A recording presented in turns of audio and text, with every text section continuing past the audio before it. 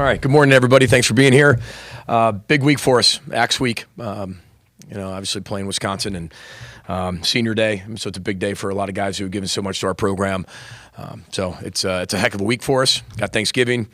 We also have our turkey drive coming up, teaming up with Coca-Cola and Cub Foods like we normally do with Carrie. And from Cubs, she's absolutely outstanding and giving out close to 600 turkeys here coming up this week too. So we got one of the best rivalries in all college football, and getting our team ready for that, which is exciting, but not losing perspective of Thanksgiving throughout the week. So, and keeping things in perspective as well for our student athletes, as we are a life program. So, got a lot going on, as you can imagine. So, coaches are really busy at work, and so are the players. So, with that, we'll open up for questions. PJ, when you went back and looked at the defense's tape, coaching, personnel scheme, you talked about it with this post game. What were the issues on Saturday? Garrett called it. Garrett said that was going to be your first question. And you're dead on. Schematic piece, it's not a big schematic piece, right? So remember the three things as you mentioned, right? Schematics, coaching, and personnel. It's very similar defense than we've played for 13 years. So there's not like this schematic piece. But the coaching piece and the personnel piece, yeah, there's some things we have to do better. There's a few explosive plays. We're in man coverage and we drop our man. You can't drop your man. Now that's a young player. We're playing, I think, 4 to 5 freshmen on defense, playing a few freshmen on offense. That's not an excuse. They've got to be able to do it. We drop a man down the field when we're in plaster coverage on a scramble. They hit a big explosive play. We line up on the wrong side, and that's a young person mistake. We fit the wrong gap, young person mistake. But they're going to grow from that. And this is still a developmental program. And it will be. So in the world of the 2025 and the sustainability around the country is going faster and faster and faster, meaning it's not sustainable over and over. We're going to have at Minnesota, we're going to have some really experienced teams, and then we're going to have some inexperienced teams. Year 9 has nothing to do with it. Every year is its own entity. We lost 9 NFL players last year off last year's roster. 9. That's a lot. And we're not going to just be able to buy 9 guys at the same level. That's not realistic. Remember, I live in a real world, not a perfect or ideal world. So when you have to replace that, it's one in recruiting, one through the portal, but then you're going to be forced to play some young players, especially if some of those guys either didn't pan out or got hurt. And so this is all paying off. And we are a 6-5 football team. This isn't 2-10. So it's only going to make them better, not only now. Sometimes you got to go touch the stove. But it's going to help in the future as well. Now, we as coaches can put them in better positions. But when you go through the week, when sometimes you don't see those, and then they rear their head in the game, then that's an experience issue. So we've all got to do better. But the schematic piece, that's fundamentally sound. Like that's one thing when, as a football coach, you go in and you're not wanting to find that, but you're like, all right, something's got to be wrong schematically. Nope. It's a personnel piece and it's a coaching piece because we've got to connect both of those. And it starts with me. So. PJ, the fan base, I think, talks a lot about in praise of the way the Gophers played against Nebraska. Looks like the best game that the Gophers have played. What would you say would be the key things as to why the Gophers haven't been able to get back to that level or build on it a little bit more? Yeah, I mean, we win that. We come off the Michigan State game, right? We're 6-3. We go to one of the best teams in the country and get beat. I mean, they just beat USC, who I think is pretty good too. I mean, USC gave up 42 points. So I think we were right around there too, right? And then you're going to play a game that's a toss-up game in Wrigley Field. And we played really good football at times. I mean, we played really good football. And then there were times we didn't play really good football. Every team in at this part of the season is pretty banged up. There's some that are more than others. Some have more depth than others. Some can get away with it. Some can't. But we had every opportunity to win that football game. That's a toss-up. We let's say we make that field goal and then we score one point. We score once and we win the game in overtime. Does that change, like how we played? No, it changes everybody's mindset that you're sitting here, 7-4 instead of 6-5. But how we played, that's the step piece. Like that's taken the next step. But I thought we played tremendous against Nebraska. But if everybody just played their absolute best and played like that every week, everybody'd be 10, 11 wins. That doesn't that's not realistic. There are things that different opponents do certain things. As you go through the year, you have way more tape. And again, like I started before, I told you a little bit about what our issue is with the personnel piece and the coaching piece. We just got to be better at connecting those with who's on the field. So we're doing everything we can to make it better. But that was a heartbreaker. A lot of guys disappointed.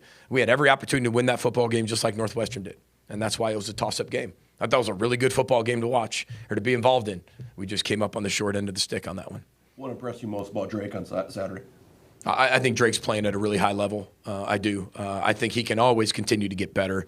But I keep saying it, but it's poise, it's command, it's maturity, it's leadership, it's ability to throw people open. It's one thing, then you're open, then the ball comes. But to throw people open in the location of some of his throws that's 500 level, and he's only a redshirt freshman. But I can say that about a lot of guys on our football team. When you look at this football team, the majority of the football team comes back. We're still a pretty youthful team, and they're fighting, scratching, clawing. Never question how hard they play. And I think that goes back to Ryan's question, is it scheme, is it personnel, is it coaching? The one thing I love about our team plays incredibly hard. And you watch our kickoff returns. And you just keep going. It'll eventually pop, and bang, we get some to pop. And that was a huge point in the game. So there's so many things that are good, offense, defense, special teams, that get dirt poured over it because we lost. But as a coach, you got to be able to take the result out of it and dissect and how we lost and how we won. And I think our coaches do a really good job of that, and our players do a really good job of that. BJ, you got 20-plus seniors at senior day. What's kind of story stand out as you look at that group? Oh, I still remember Jalen Logan-Redding showing up with his dress shirt on and all dressed up and his notepad. And they were the most meticulous notes. And I'm sitting there going, this guy's on his official visit. Some guys just come on the visit for the steaks and the dinners and be wined and dined and ready to have a good time. And he came with this notepad. He's taking, and he's still that way to this day. He's a very inquisitive young man. And watching him and having his D-line coach leave while he's on his visit. And all of a sudden, he's on his visit on Friday, and come Saturday morning, he's being recruited to go to a different school by the same guy. It's just awesome. Those are the stories you remember forever because they are very unique. But that would be one, thinking of Jalen Logan-Redding for sure, and Darius Taylor Darius Green during his recruitment, and it feels like he's been here 7 years. Really has. He's been here an awful long time, and all the things that he's done and how he's matured and grown. And Derek LeCaptain, I could talk about him, and he's been here 7 years, and it's incredible. He's going to be a great coach one day. So I think it's just fighting to see who hires him first. But I can go on and on. Think back to even Derek. When Derek had to fill in at tailback that year, we had 5 tailbacks out and go in at Northwestern and score a touchdown. That picture's on my wall because it just shows ultimate teammate, the ultimate teammate. Derek LeCaptain, out of all the guys I've coached some great guys. He's probably one of the top 5 most ultimate teammates I've ever coached. And that's why he's on the wall in my office, because that picture of him scoring a touchdown at Northwestern shows I'll do anything for the team. And, our world doesn't necessarily in general think that way in terms of this transactional world at times. And it's really refreshing to see that picture all the time, be like, he's the ultimate teammate. And that's what you want your team to be all the time. Wisconsin's playing some of their best football this season. What stands out to you about them? Well, first of all, when you look back at their schedule, they had a gauntlet of a schedule. They played some of the best teams in the country every single week.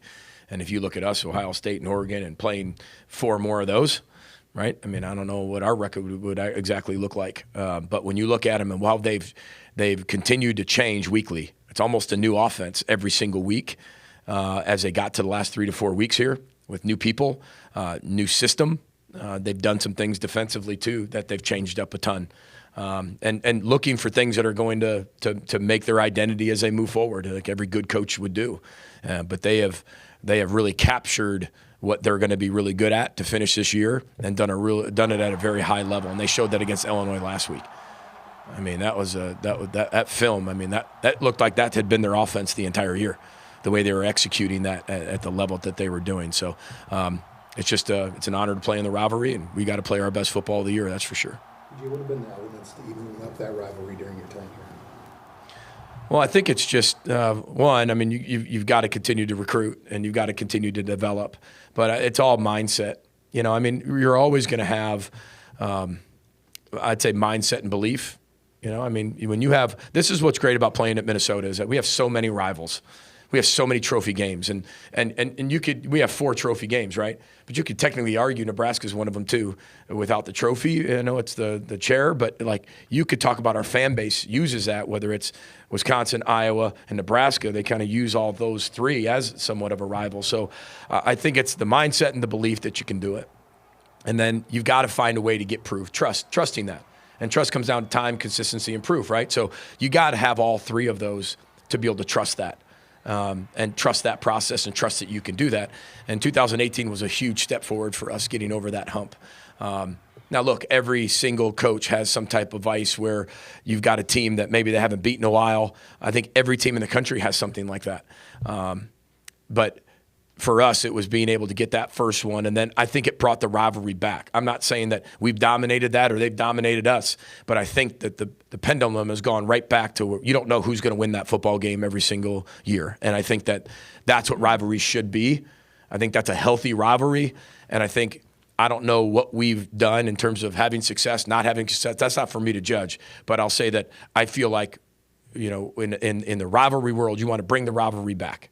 And I feel like it's a very healthy rivalry right now where either side could win that every single week. And I think that comes from the trusting the process piece and that mindset and that belief. We still have a long way to go. I know that. But it's a very healthy rivalry. PJ, do you feel that you and other coaches in the Big Ten have a very clear criteria as to what pass interference is? I figured I'd get one of those questions. Listen, here's what I'll say about that. Because I truly believe this. They have a really hard job to do. I respect our officials in the Big Ten wholeheartedly. I love our commissioner. I respect him. I absolutely love Bill Carolla. I've known Bill Carolla for a very, very long time. They have a very, very difficult job to do. There's a lot of people on the field and very few officials. And everybody does the best they possibly can. Our coaches make mistakes. Players make mistakes, officials make mistakes, and all 3 of us get things right too. It's all part of it. And that's what makes the game really, really special. You know, it's like baseball. You know, we can argue balls and strikes all you want. And they're thinking about just making the automatic strike zone. You know, I mean, I don't know. Maybe one day they'll be replaced with robots. I have no idea, right? But it makes the game, right? And I think that's the element of the game that will never be perfect, just like coaching will never be perfect, and the players will never be perfect. But it's part of the game. And you've got to overcome, whether you agree or disagree, whether it is or it isn't, you have to overcome those things. And you can't rely on that to be the reason you win or lose. How's that?